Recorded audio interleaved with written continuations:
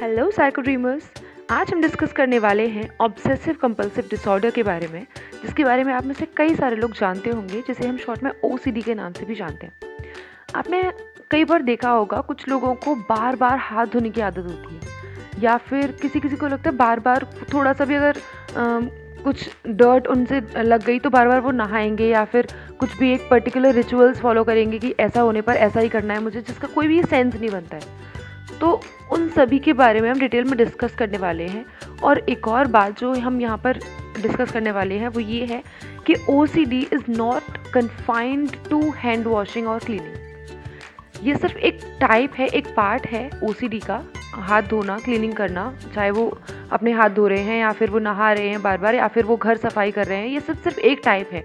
इसके अलावा और भी बहुत सारे टाइप्स होते हैं, जैसे कि चेकिंग, ऑर्डरिंग और सिमेट्री। ये और भी काफ़ी सारे टाइप्स हैं अपार्ट फ्रॉम क्लीनिंग। तो आज हम डिटेल में डिस्कस करने वाले हैं कि OCD होता क्या है, ऑब्सेशंस क्या है, कंपल्शंस क्या है, इनके क्या सिम्टम्स होते हैं, और APA के अकॉर्डिंग यानी कि DSM-5 TR के अकॉर्डिंग OCD में क्या है क्या नहीं है, क्या इसके डायग्नोस्टिक फीचर्स, क्राइटेरिया और सारी चीज़ें जो भी कुछ DSM में दे रखा है वो सब कुछ हम डिस्कस करेंगे इसके नेक्स्ट वीडियो में। तो stay tuned. What is OCD? Obsessive compulsive disorder, OCD, is a mental and behavioral disorder in which an individual has intrusive thoughts and or feels the need to perform certain routines repeatedly to the extent where it includes distress or impairs general function. तो OCD को हम basically ऐसे define कर सकते हैं कि ये एक ऑब्सेसिव कंपल्सिव डिसऑर्डर, इसे एक मेंटल या बिहेवियरल या हैबिट डिसऑर्डर भी कह सकते हैं, जिसमें कि किसी इंसान के मन में इंट्रूसिव थॉट्स यानी कि जो वो चाहता नहीं है ऐसे थॉट्स बार बार आते हैं। और ऐसा भी हो सकता है कि उन थॉट्स के बाद उसको ऐसी कोई नीड फील हो कि उसे कुछ ना कुछ इसके कंपल्शन फील हो कि उसे इसके रिस्पॉन्स में कुछ ना कुछ एक्शन करना है या फिर कुछ मेंटल एक्ट्स करने हैं।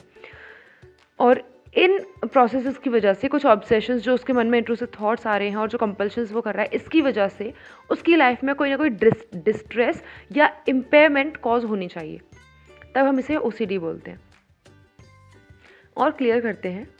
पहली बात तो ये कि जैसे कि हम इसके नाम से ही देख सकते हैं OCD यानी ऑब्सेसिव कंपल्सिव डिसऑर्डर, तो इसमें ऑब्सेशंस और कंपल्शंस होने चाहिए या फिर दोनों में से कोई एक होना चाहिए। लेकिन ऑब्सेशन और कंपल्शन, इन वर्ड्स का मतलब क्या है? अगर हमें यही नहीं पता होगा कि ऑब्सेशंस क्या होते हैं, कंपल्शंस क्या होते हैं, तो फिर हम कैसे समझेंगे कि OCD क्या है, उनका डिसऑर्डर क्या है?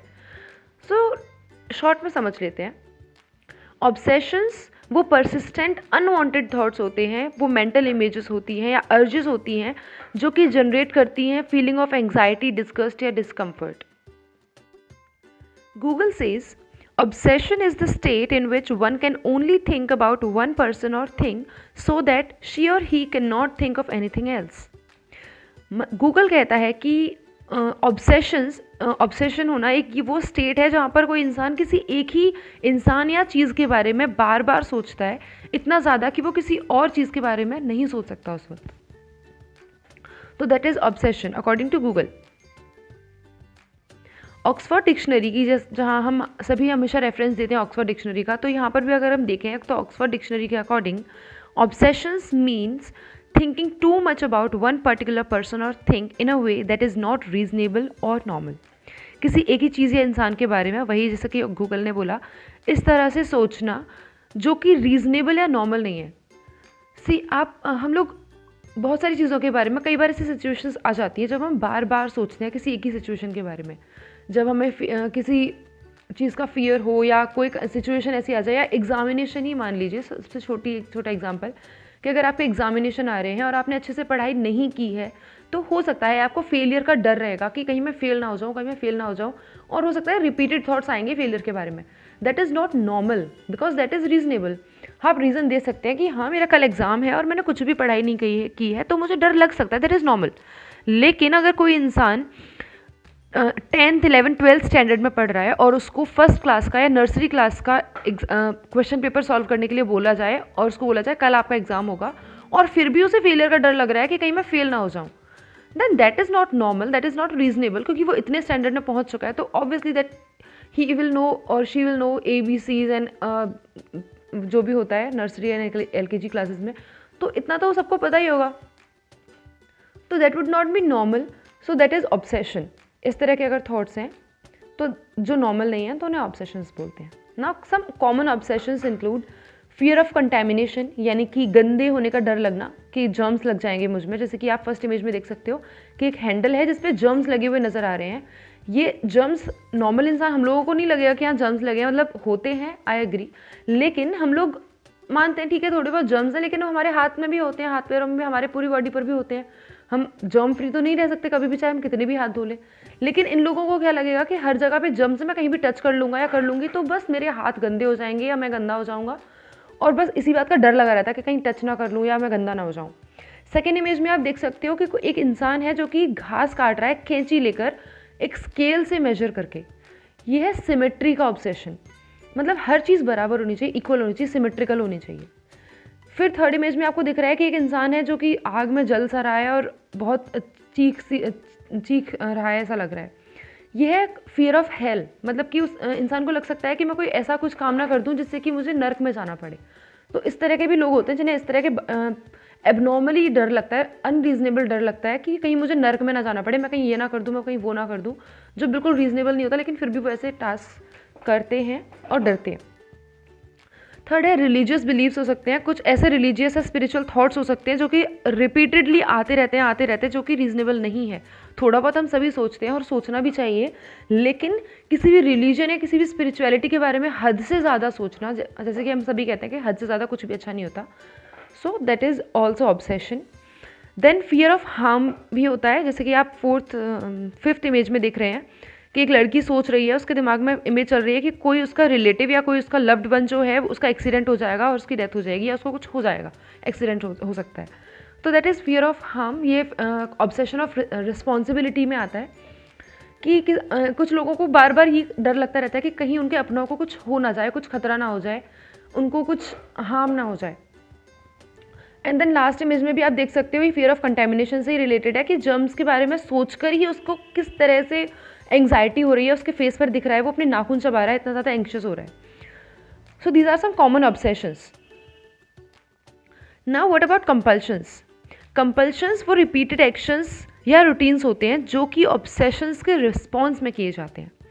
जैसे कि हमने फर्स्ट स्लाइड में ही डिस्कस किया था कि OCD में हो सकता है कि ऑब्सेशंस और कंपल्शंस दोनों हो, या फिर हो सकता है ऑब्सेशंस या कंपल्शंस में से कोई एक हो। तो जब दोनों होते हैं तो क्या होता है कि रिस्पॉन्स में, यानी कि ऑब्सेशन कुछ हो रहा है, उसको कोई डर लग रहा है, सपोज उसको नर्क में जाने का डर लग रहा है किसी इंसान को कि मुझे नर्क में ना जाना पड़े, तो वो कुछ ना कुछ ऐसे टास्क करेगा ताकि उसे नर्क में ना जाना पड़े। वो नहीं चाहता है कि वो ऐसा काम करे। हो सकता है कि उसे बार बार लगे कि अगर मैं बार बार धरती के पैर छूंगा, धरती को टच करूंगा तो मुझे नर्क में नहीं जाना पड़ेगा। तो हो सकता है वो कहीं भी जा रहा है और अचानक से उसे याद आ जाता है तो बार बार धरती को टच करने लगता है।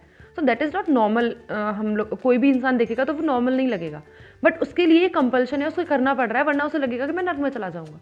तो that is compulsion. Again Google के according being forced to do something is compulsion, and Oxford dictionary कहती है कि strong pressure that make somebody do something that they don't want to do. किसी इंसान से वो करवाना जो कि वो इंसान नहीं करना चाहता है, ऐसा प्रेशर जो होता है उसे कहते हैं कंपल्शन। नाउ कुछ कॉमन कंपल्शंस जो होते हैं, फर्स्ट है हैंड वॉशिंग, क्लीनिंग। सेकेंड, ये दोनों जो होते हैं वो फियर ऑफ कंटेमिनेशन के रिस्पॉन्स में होते हैं, यानी कि अगर किसी इंसान को गंदे होने का डर लगता है, तो अगर खुद गंदे होने का डर लग रहा है तो वो बार बार हाथ धोएगा, उसे लगेगा। हो सकता है कुछ लोग होते हैं जो एक पर्टिकुलर नंबर ऑफ टाइम्स हाथ धोएंगे, जैसे कि कुछ लोग होंगे जो 7 बार हाथ धोएंगे। जितनी बार अगर उन्हें लगा कि मैंने कुछ ऐसा टच कर लिया जिससे मैं गंदा हो सकता हूँ, तो वो जाएंगे और हाथ धोएंगे, फिर पानी डाल के फिर दोबारा साबुन लगाएंगे, फिर हाथ धोएंगे। इस तरह से वो कंटिन्यूसली 7 बार करेंगे गिनकर। फिर अगली बार फिर अगर कुछ टच हो गया तो फिर 7 बार करेंगे, और ये चीज़ कभी कभी बढ़ती जाती है, और अगर वो 7 के मल्टीपल में ही है तो फिर हो सकता है नेक्स्ट टाइम 14 हो जाएगी, फिर 21, 28, फिर इस तरह से बढ़ती जाएगी। कभी कभी 56, 63 तक भी पहुँच जाती है ये चीज़, और उससे भी ज़्यादा पहुँच जाती है। तो ये होता है जब बहुत ज़्यादा सीवियर हो जाती है कंडीशन। अभी हम सिर्फ कंपल्शन की बात कर रहे हैं। फिर नेक्स्ट है क्लीनिंग। कुछ लोग होते हैं जिन्हें घर बहुत बार बार वो घर धोते रहते हैं, घर में हर चीज़ को सफाई करेंगे, कहीं पे भी बिल्कुल धूल का एक छोटा सा कण भी नहीं होना चाहिए, कुछ भी नहीं होना चाहिए, बिल्कुल धूल तो छोड़ो, अगर साफ़ भी है तो भी बार बार उनको लगेगा कि अब थोड़ा सा हवा चली है या फिर कुछ भी 1 घंटा हो गया, 2 घंटे हो गए, अब तो गंदगी जम गई होगी, तो वो फिर साफ़ करना शुरू हो जाएंगे। सो दैट इज़ नॉट नॉर्मल, और वो भी कंटेमिनेशन के फियर के रिस्पॉन्स में होता है।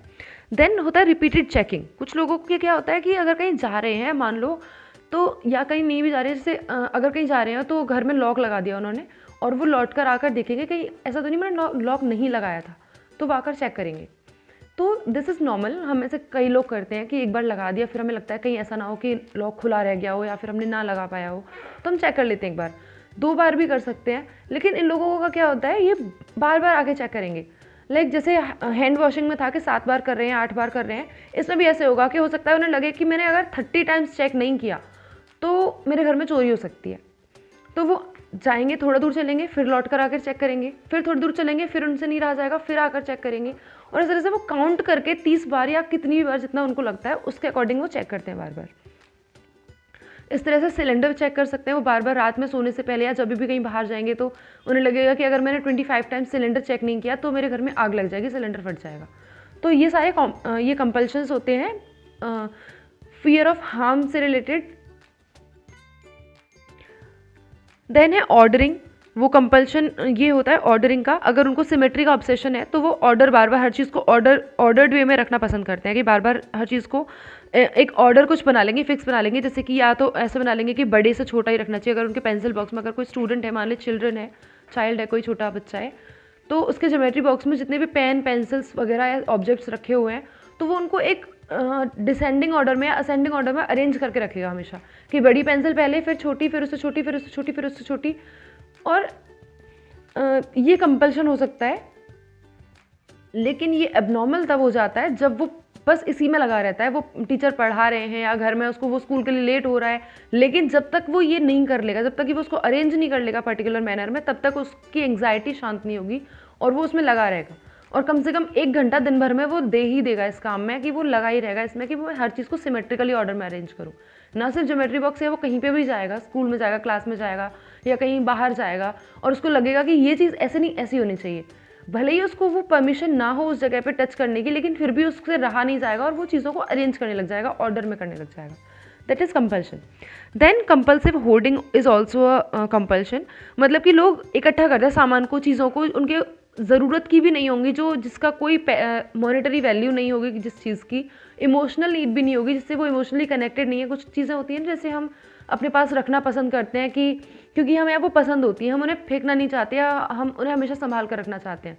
तो जो चीज़ें ऐसी भी नहीं होंगी, उनकी कोई फ्यूचर में ज़रूरत भी नहीं पड़ने वाली है, उनसे कोई इमोशनल कनेक्शन भी नहीं है, उनकी कोई मॉनेटरी वैल्यू, यानी कि उनकी कोई ऐसा नहीं है कि उससे कोई इकोनॉमिक वैल्यू हो उस चीज़ की, ऐसा कुछ भी नहीं होगा, लेकिन फिर भी वो उन चीज़ों को, हर चीज़ को संभाल कर रखेंगे।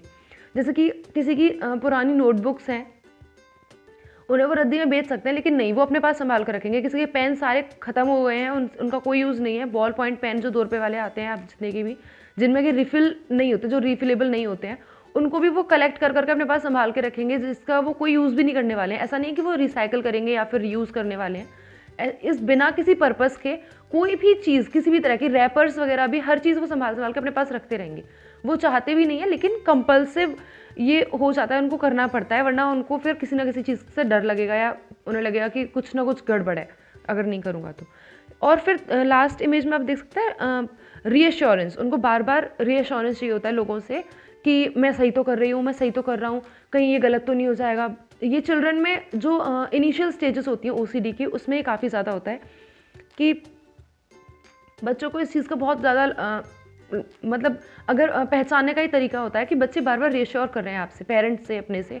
हो सकता है बच्चे बार बार पूछें, मम्मी मैं ये कर लूँ, पापा मैं ये कर लूँ, मैं ये कर लूँ, ये सही है या नहीं। बार बार अगर वो रीअश्योर कर रहे हैं और आपको लग रहा है कि ये नॉर्मल नहीं है, तो एक बार आपको चेक करा लेना चाहिए। देन कुछ सिम्टम्स, जितना कि अब तक हमने डिस्कस कर ही लिया है ऑब्सेशंस कंपल्शन में, वो सभी सिम्टम्स ही थे। और एक बार हम डिटेल में एक और बार देख लेते हैं शॉर्ट में, ब्रीफ में। कुछ बिहेवियरल सिम्टम्स हो सकते हैं और कुछ मूड सिम्टम्स हो सकते हैं, बाकी साइकोलॉजिकल सिम्टम्स भी हो सकते हैं।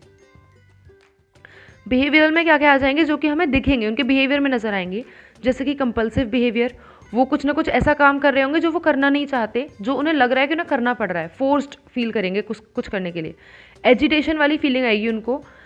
कंपल्सिव होर्डिंग होगी, होर्डिंग करेंगे कंपल्सिव, जैसे मैंने बताया कि सामान को इकट्ठे कर करके रखते रहेंगे, फेंकेंगे नहीं कुछ भी, चाहे वो कितना भी रद्दी हो जाए, कुछ भी कबाड़ा हो जाए। हाइपर विजिलेंस होगा, इम्पल्सिविटी होगी, meaningless repetition of own words. हाँ, ये भी एक उनका कंपल्सिव बिहेवियर होता है कि कुछ लोग होते हैं, जैसे अगर हेल उनको नर्क जाने से डर लग रहा है, तो हो सकता है कि वो धरती को, जैसे मैंने बताया था एग्जाम्पल, कि वो हो सकता है वो ज़मीन को बार बार टच कर रहे हैं कि धरती माता को छू लूँ तो नहीं जाना पड़ेगा। इसका और भी तरीके हो सकते हैं, जैसे किसी को लग सकता है कि अगर मैं 50 बार भगवान का नाम लूँ तो मुझे नर्क नहीं जाना पड़ेगा, और वो हर बार जब भी उनको याद आएगा या जब भी उनको बार बार ऐसा लगेगा तो वो बार बार फिर 50 बार नाम लेंगे, भले ही उस टाइम पे वो किसी से कम्युनिकेट कर रहे हैं और उनको बीच में याद आ गया तो वो कम्युनिकेशन छोड़कर अपना वो 50 बार नाम लेने लगेंगे। या फिर कुछ भी ऐसे अपने मन में कोई वर्ड्स आ जाएंगे, थॉट्स आ जाएंगे, तो उनको बार बार रिपीट करते रहेंगे कि ऐसा नहीं होना चाहिए। और वो ये ज़्यादातर अक्सर ऐसा होता है कि लिमिटेड नंबर ऑफ टाइम्स होता है, पर्टिकुलर एक नंबर उनके पास होता है कि हर काम को उन्हें इतनी बार करना है। देन सोशल आइसोलेशन होता है, उनके रेपिटेटिव मूवमेंट्स हो सकते हैं, रिचुअलिस्टिक बिहेवियर हो सकता है कि ऐसा करने के बाद तो ऐसा करना होता है। जैसे कोई अगर घर से बाहर जा रहा है तो मुझे उसको एक बार ज़रूर हग करके भेजना है, या फिर मुझे उसको कम से कम 10 बार हग करके भेजना है। एक बार में कुछ नहीं होगा, अगर मुझे 10 बार हग नहीं करूँगा या करूँगी तो हो सकता है उनके साथ कुछ गलत हो जाए। तो इस तरह के कुछ ना कुछ उनके रिचुअलिस्टिक बिहेवियर्स होते हैं। परसिस्टेंट रिपीटिशन ऑफ वर्ड्स या एक्शंस भी हो सकते हैं। देन मूड में, अब कुछ सिम्टम्स ऐसे होंगे जो कि बिहेवियर में नज़र नहीं आएंगे, लेकिन उनके मूड से हमें दिखेगा कि इनका मूड इस तरह का रह रहा है, तो हो सकता है हमें थोड़ा अंदाज़ा लग जाए। तो मूड से कुछ सिम्टम्स जो होते हैं वो होते हैं एंग्जाइटी, उनको एंग्जाइटी बहुत ज़्यादा रहती है। एप्रीहेंशन, यानी कि उनको एक डाउटफुल फीलिंग रहती है कि सही है गलत है, या फिर ये होगा या ये होगा, या फिर कुछ गड़बड़ ना हो जाए, एक डाउटफुलनेस रहती है। गिल्ट रहती है उनको, अगर वो कंपल्शन अगर अपना वो नहीं कर पा रहे प्रैक्टिस, तो उनको गिल्ट की फीलिंग भी आ सकती है। उनको पैनिक अटैक्स भी आ सकते हैं। पैनिक अटैक के बारे में हम एक डिफरेंट वीडियो में डिस्कस कर लेंगे, जिसमें शॉर्ट में मैं बता दूंगी कि पैनिक अटैक एक्चुअल में होता क्या है। देन साइकोलॉजिकल सिम्टम्स हो सकते हैं, जिसमें उन्हें डिप्रेशन या फियर भी हो सकता है वो डिप्रेस हो जाए, जब सीवियर कंडीशन पहुंच जाती है ओसीडी की, तो उन्हें डिप्रेशन भी को अकर कर सकता है। या उनको हर वक्त डर लगता रहेगा कि कहीं ऐसा ना हो जाए, कहीं मैं नर्क में ना चला जाऊँ, या मेरे अपनों के साथ कुछ गलत ना हो जाए। इसमें और कुछ कॉमन सिम्टम्स जो एक्स्ट्रा हैं वो ये होते हैं कि फूड एवर्जन, कुछ लोग खाना अवॉइड करते हैं। जिन लोगों को कंटेमिनेशन का फियर होता है वो लोग ज़्यादा ऐसा करते हैं, उन्हें लगेगा कि अगर मैं खाना टच करूँगा या मैं बर्तन टच करूँगा तो भी मैं गंदा हो जाऊँगा, खाना भी गंदा है, खाने में भी जर्म्स है, तो वो खाना ही नहीं खाएंगे, वो बर्तनों को टच ही नहीं करेंगे, वो अपने कुछ खाना खाएंगे नहीं, फूड को छोड़ देंगे। तो that is also common symptom. Nightmares आते हैं ऐसे लोगों को, बहुत ज़्यादा भयानक सपने जो होते हैं, डरावने सपने वगैरह, जिनसे उनको डर लगे, इस तरह के सपने, गंदे सपने भी आते हैं। रिपीटेडली गोइंग ओवर थॉट्स, और कुछ ऐसे थॉट्स बार बार आएंगे जो बार बार उनके दिमाग में चलते रहते हैं। तो ये कुछ सिम्टम्स होते हैं, कॉमन सिम्टम्स। इसके बाद आगे हम डिस्कस करेंगे कि American psychological association, that is APA, जिसने कि DSM-5 दिया है, DSM-5 TR।